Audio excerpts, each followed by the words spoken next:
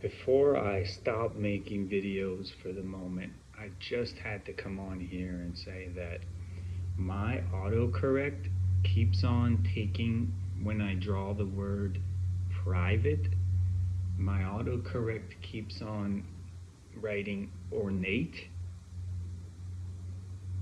and I've just started to roll with it. Ornate and private ought to be fully exchangeable.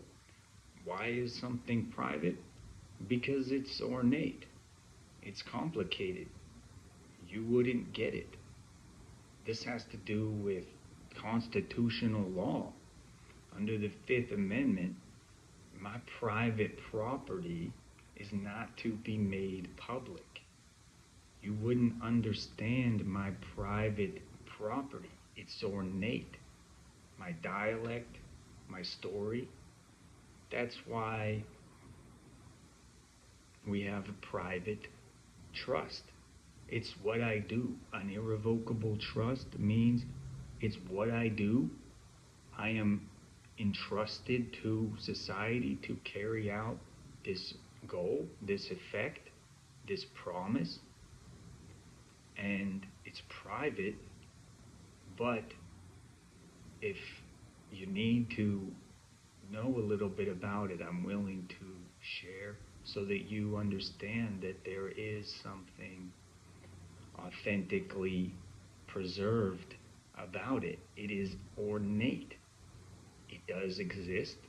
I can explain it if you need, but it's very likely that it would take hours and hours and hours before you would understand it. And that's why I would remain silent when you're trying to guess and judge why I'm doing what I'm doing.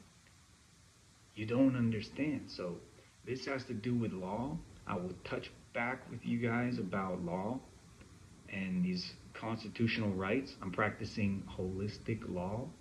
It means what it means to you.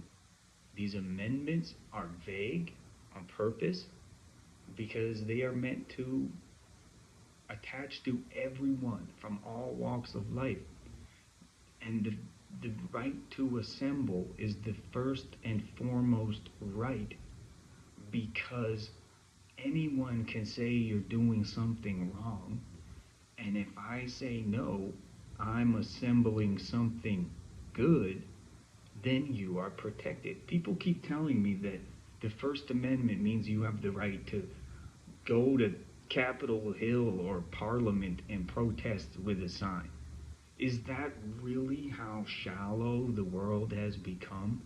The First Amendment is the first, most foremost protection because anybody can assemble a thought and a purpose for any reason at any time, and that thought and private practice can be protected by law.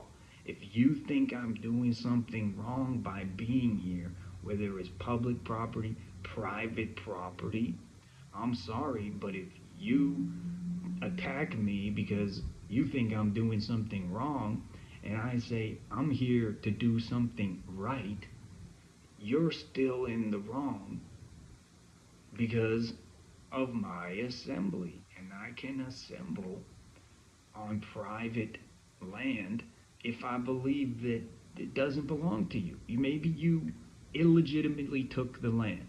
Maybe the government illegitimately stole the land from Native American tribes. Well, then that would be my right to assemble on private property to negotiate giving the land back to a Native American. And you can then use violence under the Second Amendment to protect your private property, but was I attacking your private property? Was I trying to steal it from you? Or was I asking you to give a little attention to the Native Americans who you might have stolen it from and share it? Maybe you didn't steal it. Maybe someone else stole it and then sold it to you. You don't really know.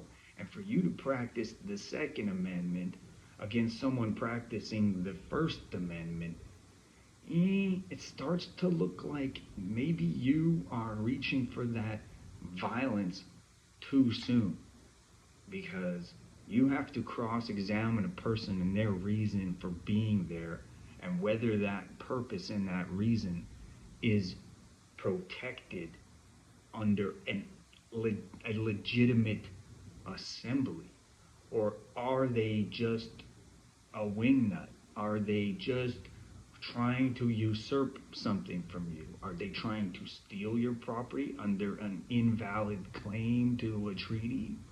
Or do they have a point, and are they actually collectively administering this treaty?